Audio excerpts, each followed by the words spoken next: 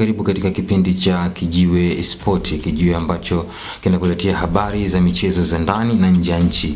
Na leo niko na ndugu yangu Bosco Melody.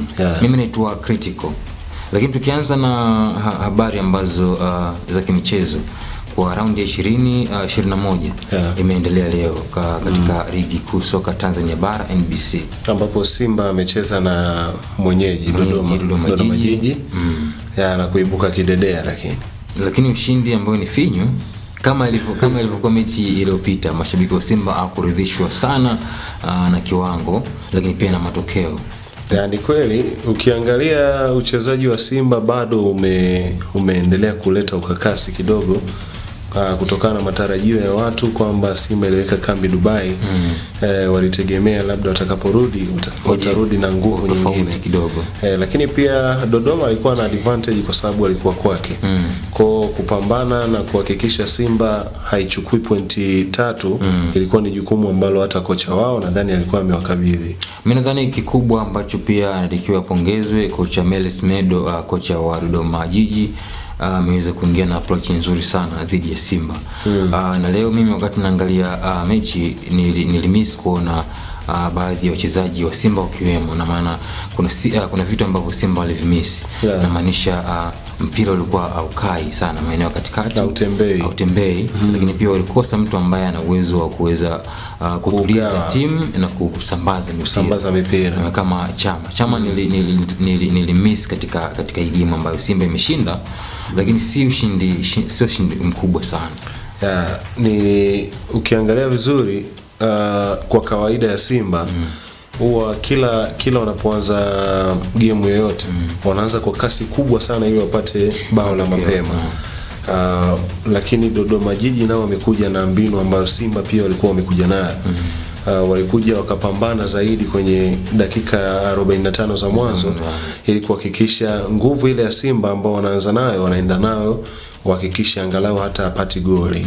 Kwa hiyo Dodoma Jiji, kama ulivyosema, tunampongeza kocha kwa sababu alijua kabisa udhaifu ama nguvu waliokuwa nayo Simba, kwamba kipindi cha kwanza wanakuwa wanapambana zaidi kuhakikisha wanakupoteza kwenye game. Na mimi huaga naamini kabisa katika mechi hizi ngumu ambazo ni kati ya mechi kubwa, naamini timu kubwa na timu ndogo, kama timu ndogo ikiweza kusurvive ndani ya dakika 45 bila kuweza kuruhusu goli, basi na uwezo kufanya chochote, ina uwezo wa kupindua matokeo. Lakini dakika ya 46 ikiwa ni dakika za mwisho kuelekea kipindi cha kwanza kuisha, Simba anakuja kupata goli kwa mchezaji ambaye ndio mechi yake ya kwanza. Unajua goli la Baleke lilikuwa ni matokeo ya nguvu kubwa iliyowekezwa nyuma ya timu ya Simba. Timu ya Simba nyuma ilikuwa inajitahidi sana kusambaza mipira kwenda mbele, kwa sababu tayari mbele walikosa mtu ambaye anaweza akawasambazia mipira wale strikers. Kwa hiyo mpira ulipigwa moja kwa moja kutokea nyuma kwenye lango la Simba. Na ulipopigwa moja kwa moja Saido mnyumbulifu sana akajitahidi kupambana kufikisha mpira miguuni kwa Baleke. Kwa hiyo ni mapambano ambayo yalianzia nyuma kabisa, sio kwamba mpira ulipotea pale katikati. Hapana, ulianzia nyuma ikaja kuleta matokeo. Ni pongezi pia kwa Simba na Baleke ambaye ni mechi yake ya kwanza, lakini ameonyesha uwezo mzuri. Lakini Bosco, kwenye upande wa midfield sijafurahishwa sana na kiwango cha au maamuzi ambayo kocha alikuwa amefanya, japo kocha wa Simba ilikuwa ana option zaidi ya kuweka wale watu wawili, na maanisha Sawa Dogo, lakini pia na Nyoni upande eneo la katikati. Wale ni aina ya viungo ambao si wanyumbulifu, na maanisha ni viungo ambao kazi yao kubwa sana ni kuweza kukaba. Kwa hiyo ndio maana nikasema kuna pigo, kuna pengo ambalo lilikuwepo katika kikosi cha Simba kuweza kumkosa mtu kama vile Chama. Midfield kulikuwa kuna ushindani mkubwa sana kati ya Makame na Nkosi. Kuna kiungo mmoja ambaye mimi leo ndio man of the match, Rasta. Nkosi amevaa namba 34. Ni moja ya viungo smart, ameonyesha uwezo mkubwa sana leo katika mechi. Manake na ikitokea kutaja mchezaji ambaye amecheza vizuri zaidi kwa ujumla, basi anastahili kuchukua tuzo kwa siku ya leo, man of the match. Lakini pia tukiangalia uchezaji wa Sawadogo turudi kwake, ni mchezaji ambaye kama ndo mara ya kwanza unamwangalia kwenye mechi ya leo, utakuja kugundua ni mchezaji ambaye amekosa speed. Ni mzito pia katika maamuzi. Unaona ni amekosa nafasi nyingi sana. Ni mpira ameupokea mara nyingi, lakini kwenye kusambaza ama kusababisha madhara imekuwa ni changamoto.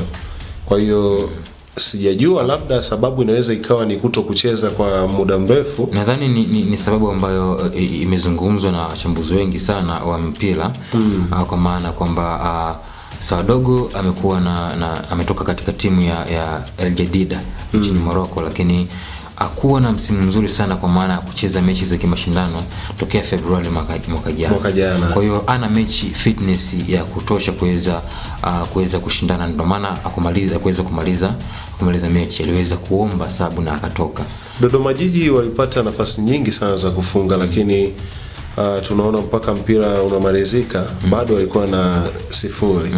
Unadhani labda ni nini pale shida kwenye upande wa washambuliaji wa Dodoma Jiji? Nadhani Dodoma Jiji kitu ambacho walikuwa wamekikosa ni umakini wa washambuliaji wao, kwa sababu kwenye swala la nafasi walikuwa wamepata nafasi nyingi sana.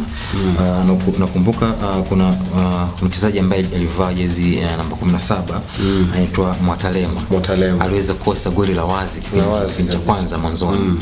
Alikuwa yeye na kipa. Na si nafasi hiyo moja peke yake, lakini nafasi nyingi sana ambazo Dodoma Jiji wameweza kubahatika kuweza kuzipata, na si kubahatika kwa maana kwamba walipata kibahati, walistahili, walitengeneza nafasi. Lakini mwisho wa siku wakashindwa kuzitumia. Kwa hiyo kitu ambacho mimi naona Dodoma Jiji likikosa zaidi katika swala la ushambuliaji ni umakini wa washambuliaji wao. Nadhani hilo ni swala ambalo kwa timu zote mbili ilikuwa ni changamoto katika kutumia nafasi. Kwa sababu hata Simba pia nafasi nyingi wamezikosa. Unakuta wanapata nafasi ya kufunga, lakini bado wanazunguka ule umaliziaji ulikuwa bado sio mzuri. Lakini pia pale mbele nadhani hakukuwa kwa Simba hakukuwa na maelewano mazuri. Nadhani ni kwa sababu ni mechi ya kwanza ambayo wanakutana. Ni mchezaji ambaye Baleke ni mchezaji ambaye ni mgeni, ni mechi ya kwanza, lakini pale mbele aliweza kusimamishwa na mchezaji ambaye ni mkongwe. Boko ni tunajua ubora wake, lakini nadhani hakukuwa na maelewano mazuri kwa sababu ya hakukuwa na chemistry nzuri sana baina yao, kwa sababu ni mechi ya kwanza ambayo wanakutana. Japo wameenda Dubai, wamefanya training kwa siku 2-3, lakini haijatosha kuweza kufanya wawe na chemistry ambayo italeta matunda katika timu ya Simba. Naona ushindi wa Simba kidogo umepunguza kazi ya kuifikia Yanga. Yanga kwenye msimamo ina pointi 53, Simba ina pointi 50, lakini Azam ina pointi 43. Lakini kwa advantage ambayo wana Yanga ni kwamba wana mchezo mmoja mkononi. Kwa maana Simba na mechi 21 ambazo wamezicheza, lakini Yanga wamecheza mechi 20, na maanisha kwamba kesho watakuwa na mchezo kukamilisha mechi ya 21. Na maana kama watashinda Yanga watakuwa na pointi 56, lakini pia hata wasiposhinda bado wana nafasi ya kubaki kileleni. Kwa hiyo ni nafasi kwa wananchi kuweza kuendeleza msimu ambao wameuanza msimu uliopita kuweza kuchukua ubingwa. Lakini pia hatusemi kwamba moja kwa moja unaweza ukachukua ubingwa, lakini mpira una matokeo ya kikatili sana. Na ligi ni kama marathon, kwa maana mnaweza mkaanza mbio pamoja, lakini huwezi kujua nani ambaye ataibuka mshindi mwishoni mwa marathon, mbio za marathon. Labda kiwango kidogo cha Simba inaweza ikawa ni sababu ya kutokuwepo Chama, ama ni wamaliziaji tu ni changamoto? Nadhani kikosi cha Simba kwa mimi hapa, kwa maoni yangu kama mchambuzi, naamini kwamba Simba hawana kikosi kipana, kwa maana kwamba rotation ambazo mwalimu anazifanya zinamuia vigumu sana kama wachezaji ambao ni cream ya first 11 haipo katika kikosi. Na maanisha Otala leo ameanza, lakini Otala hayupo katika rotation ya kwanza ya nani, ya mwalimu. Hata mwalimu kabla ya mwalimu mpya. Lakini pia tunaongelea pia kwa Kennedy hayuko pia katika rotation ya first 11. Kwa kuna wachezaji, kuna cream ya wachezaji ambayo sio wengi sana, lakini kuna claim wachezaji ambao hawapewi nafasi kubwa sana kwa mechi ambazo tokea ligi imeanza. Kwa hiyo nadhani kiwango kibovu cha Simba siku ya leo kinachagizwa pia na aina ya wachezaji ambao wamepewa nafasi siku ya leo. Na maanisha kuna maingizo mapya mawili ya wachezaji wa kigeni, lakini pia kuna maingizo mapya ya wachezaji ambao hawapo katika rotation ya mwalimu ya first 11. Kwa hiyo mimi nadhani ni sababu kubwa sana ambayo imewafanya Simba waonyeshe kiwango cha wastani. Hatuwezi kusema ni kidogo, lakini kiwango cha wastani. Kwa sababu Dodoma Jiji pia walionyesha kiwango kikubwa sana. Kizuri sana. Kama unaangalia ile second half mpaka mpira unamalizika, bado Dodoma Jiji alikuwa anaongoza kwenye possession. Alikuwa amemiliki mpira kwa kiasi kikubwa sana. Kwa hiyo hii inaonyesha moja kwa moja Simba walikuwa bado hawajatimia katika baadhi ya sehemu, baadhi ya nafasi katika uwanja. Kama upande wa katikati ilikuwa bado kuna changamoto, kuna gap kubwa sana. Kiasi kwamba Dodoma Jiji walikuwa kila wanapoanzisha mpira wakifanikiwa kupita, wakifanikiwa kutoka na mpira golini kwao, walikuwa na uwezo wa kufika hadi golini. Kwa sababu katikati kulikuwa bado hapajakaa sawa. Na ukiachana tu kwamba viungo katikati walikuwa wana kariba ya viungo ambao ni defensive sana, wakabaji zaidi. Lakini pia kulikuwa kama nilivyotolea mfano kwa nafasi ya striker, kwa maana alisizeshwa Boko na Baleke. Lakini pia the same pia kwa nafasi ya midfield alikuwa msizeshwa Sawadogo, lakini pia msizeshwa na mkongwe Erasto Nyoni.